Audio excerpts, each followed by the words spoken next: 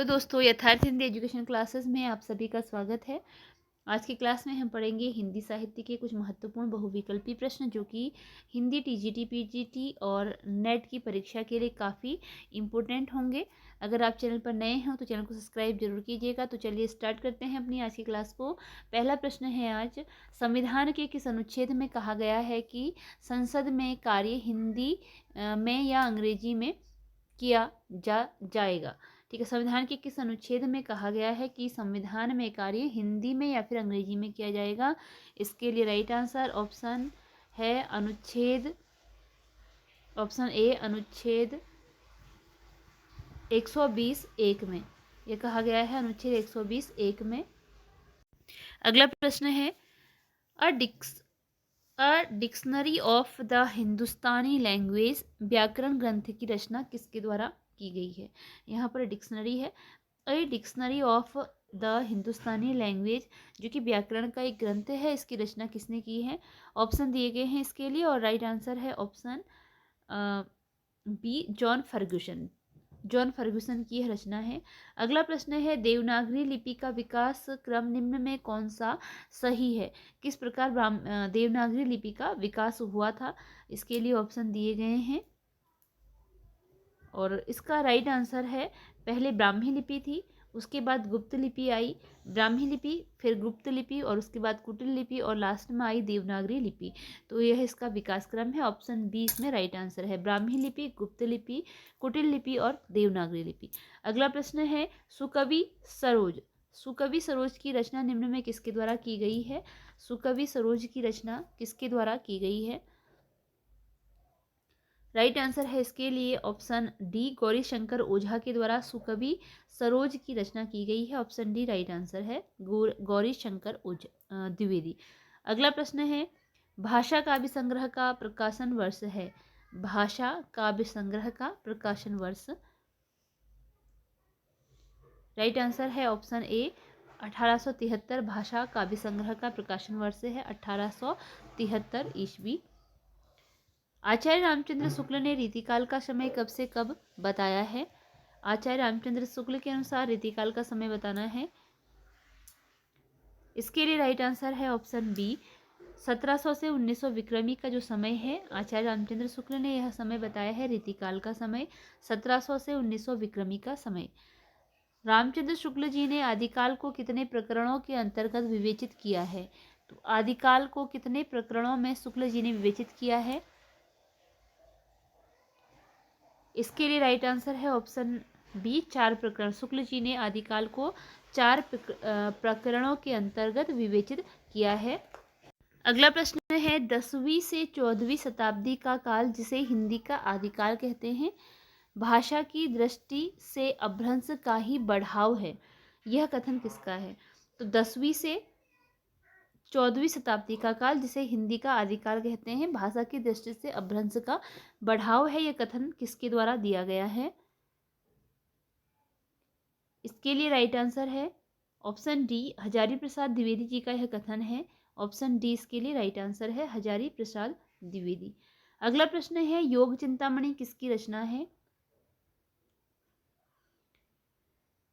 इसके लिए right answer है ऑप्शन ए, गोरखनाथ की रचना है। योग चिंतामणि गोरखनाथ की रचना है। एक कोई दूसरा निम्न में से किसकी रचना है। एक कोई दूसरा,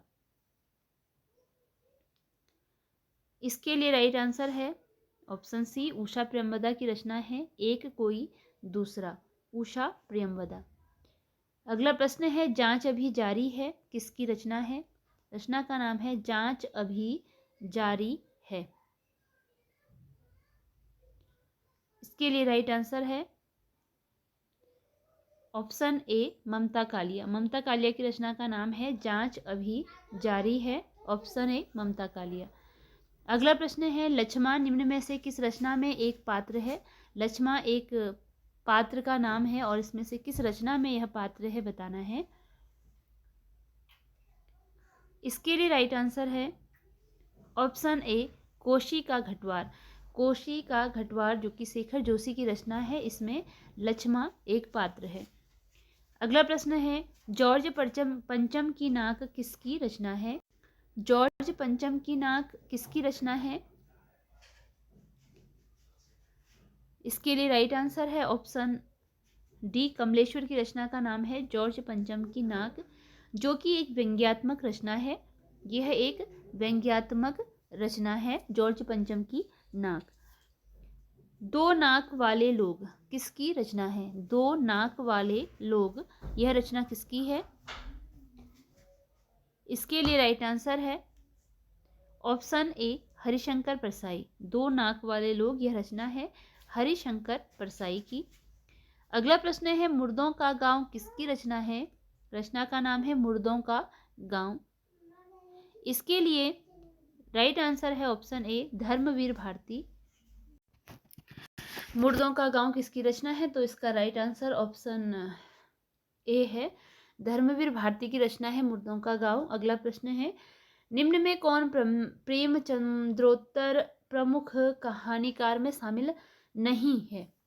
जो शामिल नहीं है वह बताना है। प्रेमचंद्रोत्तर प्रमुख कहानीकारों में ऑप्शन दिए गए हैं और राइट आंसर है इसके लिए ऑप्शन डी, प्रेमचंद शर्मा उग्र। ये प्रेमचंद्रोत्तर कहानीकारों में सम्मिलित नहीं है। इसके अतिरिक्त राहुल सांकृत्यायन आते हैं, इलाचंद जोशी हैं और भगवती चरण वर्मा, ये प्रेमचंद्रोत्तर प्रमुख कहानीकारों में सम्मिलित हैं। अगला प्रश्न है, प्रेमचंद्र के द्वारा लिखी गई अंतिम कहानी कौन सी थी? प्रेमचंद्र के द्वारा लिखी गई अंतिम कहानी के बारे में बताना है और अंतिम कहानी है इनकी ऑप्शन ए, कफन। कफन प्रेमचंद्र के द्वारा लिखी गई अंतिम कहानी है। इसके अतिरिक्त ये सारी ही कहानियाँ प्रेमचंद्र के द्वारा ही लिखी गई हैं। दो बेलों की कथा, पूस की रात, ठाकुर का कुआं, ये प्रेमचंद्र की ही कहानियाँ हैं। अगला प्रश्न है, निम्न में कौन सा जोड़ा सही सुमेलित नहीं है? जो जोड़ा सही सुमेलित नहीं है, नहीं वह बताना है। पिंजरे की उड़ान यशपाल वातायन जयेंद्र कुमार, कोठरी की बात भगवती चरण वर्मा, जुदाई की शाम का गीत उपेंद्र नाथ अश्क। तो राइट आंसर इसमें कोठरी की बात है, ये भगवती चरण वर्मा की रचना नहीं है। जो नहीं है वो बताना था। ऑप्शन सी राइट आंसर है। इसके अतिरिक्त पिंजरे की उड़ान यशपाल की रचना, वातायन जयेंद्र कुमार की रचना, जुदाई की शाम का गीत उपेंद्र नाथ अश्क की रचना है। अगला प्रश्न है, कोठरी की बात कहानी किसके द्वारा लिखी गई है? कोठरी की बात कहानी विधा की रचना है, किसके द्वारा लिखी गई है?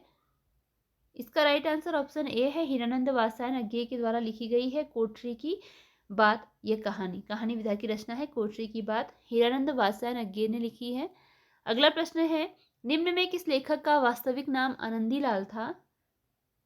इनमें से कौन सा लेखक था जिसका वास्तविक नाम आनंदीलाल था? इसका राइट आंसर है ऑप्शन डी, जैनेन्द्र कुमार। जैनेन्द्र कुमार का वास्तविक नाम आनंदीलाल था। जैनेन्द्र कुमार इसके लिए राइट आंसर है। अगला प्रश्न है कि निम्न में कौन सी रचना विष्णु प्रभाकर की नहीं है? जो रचना विष्णु प्रभाकर की नहीं है वह बतानी है। राइट आंसर है ऑप्शन बी, दीपमालिका। यह रचना विष्णु प्रभाकर की नहीं है। दीपमालिका आदि और अंत विष्णु प्रभाकर की रचना है। रहमान का बेटा विष्णु प्रभाकर की रचना है और जिंदगी के थपेड़े, यह विष्णु प्रभाकर की रचनाएं हैं। अगला प्रश्न है, नई कहानी पद का सबसे पहले प्रयोग किसके द्वारा किया गया? जो नई कहानी शब्द आता है, इस शब्द का सबसे पहले प्रयोग किसने किया? राइट आंसर है इसके लिए ऑप्शन सी, दुष्यंत कुमार के द्वारा नई कहानी शब्द का सबसे पहले प्रयोग किया गया, दुष्यंत कुमार के द्वारा। अलगू चौधरी निम्न में से किस रचना का पात्र है? अलगू चौधरी किस रचना का पात्र है? राइट आंसर है ऑप्शन ए, पंच परमेश्वर। पंच परमेश्वर जो कि प्रेमचंद्र की रचना है, इसका एक पात्र है अलगू चौधरी। इसके अतिरिक्त सवा शेर गेहूं, घास वाली और ठाकुर का कुआं, यह भी प्रेमचंद्र की ही रचनाएं हैं। उसने कहा था कहानी का प्रकाशन किस पत्रिका में हुआ? उसने कहा था, ये एक प्रसिद्ध कहानी है, तो इसका प्रकाशन किस पत्रिका में हुआ? इसके लिए राइट आंसर ऑप्शन सी है, सरस्वती पत्रिका में उसने कहा था कहानी का प्रकाशन हुआ सरस्वती पत्रिका में। अगला प्रश्न है, चीफ की दावत किसकी कहानी है? चीफ की दावत कहानी विधा की रचना है, किसकी कहानी है बताना है। इसके लिए राइट आंसर है ऑप्शन सी, भीष्म साहनी की कहानी है चीफ की दावत। निम्न में किस कहानी में चंबल में व्याप्त शोषण का अंकन हुआ है? इनमें से कौन सी कहानी है जिसमें चंबल में व्याप्त शोषण का अंकन हुआ है? राइट आंसर है ऑप्शन बी, बेनकाब। बेनकाब जो कहानी है इसमें चंबल में व्याप्त शोषण का अंकन हुआ है। अगला प्रश्न है, दूसरी नाक निम्न में किसकी रचना है? किसकी कहानी है यह दूसरी नाक? इसके लिए राइट आंसर है ऑप्शन सी, यशपाल की रचना है दूसरी नाक। अगला प्रश्न है, अतिथि देवो भव। अतिथि देवो भव किसकी रचना है? इसका राइट आंसर ऑप्शन बी है, अब्दुल बिस्मिल्लाह की रचना है अतिथि देवो भव, अब्दुल बिस्मिल्लाह। तरु का निर्णय किसकी कहानी है? तरु का निर्णय कहानी विधा की रचना है। राइट आंसर है इसके लिए ऑप्शन ए, शेखर जोशी की रचना है तरु का निर्णय, शेखर जोशी। नाना भावोपसंपन्नम नानावस्थत्रात्मक किसका कथन है? इसका राइट आंसर ऑप्शन ए है, भरत मुनि का यह कथन है। नाटक में प्रवेशक का अर्थ है। नाटक में प्रवेशक का अर्थ है। राइट आंसर ऑप्शन सी है, निम्न श्रेणी के सूचक पात्रों द्वारा बीती हुई तथा आने वाली घटनाओं की सूचना। बहुविधि चित्र बनाई के हरि रचियो क्रीड़ा रास पंक्ति के लेखक निम्न में से कौन है? बहुविधि चित्र बनाई के हरि रचियो क्रीड़ा रास पंक्ति के लेखक का नाम बताना है। राइट आंसर है ऑप्शन बी, कबीरदास हैं। बहुविधि चित्र बनाई के हरि रचियो क्रीड़ा रास, यह रचना है कबीरदास की। निम्न में कौन सी बोली राजस्थानी हिंदी से संबंधित नहीं है? जो बोली राजस्थानी हिंदी से संबंधित नहीं है वह बतानी है। राइट आंसर है इसके लिए ऑप्शन डी, बुंदेली। बुंदेली बोली राजस्थानी हिंदी से संबंधित नहीं है। इसके अतिरिक्त मारवाड़ी, ढूंढाड़ी, मालवी राजस्थानी हिंदी से संबंधित है। ढूंढाड़ी को जयपुरी भी कहा जाता है। अगला है, पुलिस या सेना में नया भर्ती, यहाँ पर भारती हो गया, भर्ती है। पुलिस या सेना में नया भर्ती जवान के लिए एक शब्द है। जो नया भर्ती जवान होता है पुलिस या सेना में, उसे क्या कहा जाता है? राइट आंसर ऑप्शन ए है, उसे कहा जाता है रंगरूट। युद्ध करने की प्रबल इच्छा के लिए एक शब्द है। राइट आंसर ऑप्शन बी है, युयुत्सा। युद्ध करने की जो प्रबल इच्छा होती है उसके लिए एक शब्द होता है युयुत्सा। अगला प्रश्न है, देखन विस्मृत बिहग तरु फिरती बहोरी बहोरी, निरखी निरखी रघुवर छवि बड़ी प्रीति ना थोरी। पंक्ति में कौन सा रस है? यहाँ पर रस बताना है कि कौन सा रस है इस पंक्ति में। इसके लिए राइट आंसर है ऑप्शन ए, संयोग श्रृंगार रस है इस पंक्ति में। अगला प्रश्न है, रौद्र रस का स्थायी भाव है। इनमें से कौन सा है जो कि रौद्र रस का स्थायी भाव है? राइट आंसर है ऑप्शन जी, क्रोध। रौद्र रस का स्थायी भाव है क्रोध, क्रोध। छंद को पढ़ते समय प्रत्येक चरण के अंत में जो ठहराव आता है उसे कहते हैं। छंद को पढ़ते समय प्रत्येक चरण के अंत में जो ठहराव आता है उसे क्या कहते हैं? इसके लिए राइट आंसर है ऑप्शन बी, यति कहा जाता है, उसे कहा जाता है यति। अगला प्रश्न है, गण कितने वर्णों का समूह होता है? इसका राइट आंसर ऑप्शन बी है, गण 3 वर्णों का समूह होता है। 3 वर्णों से बनता है गण। हाथी को चलाने रोकने का लोहे का जो छड़ होता है उसे क्या कहते हैं? जिस छड़ से हाथी को चलाया जाता है, रोका जाता है, उस छड़ को क्या कहते हैं?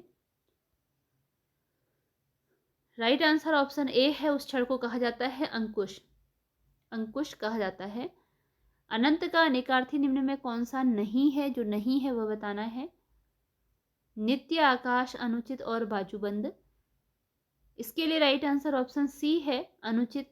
तो अनंत का मतलब नित्य होता है, आकाश भी होता है और बाजूबंद भी होता है, लेकिन अनुचित इसका अर्थ नहीं होता है। क्योंकि आपको आंसर देना है नहीं के लिए, इसलिए राइट आंसर ऑप्शन सी है, अनुचित। निम्न में कौन सा एक खग का अनेकार्थी नहीं है? कौन सा है जो कि खग का अनेकार्थी नहीं है? राइट आंसर है ऑप्शन बी, पत्र। यह खग का अनेकार्थी नहीं है। पक्षी मतलब होता है, खग का मतलब पक्षी होता है, तारा भी होता है और बाण भी होता है। अतीव का संधि विच्छेद निम्न में से है। अतीव का संधि विच्छेद क्या बनेगा?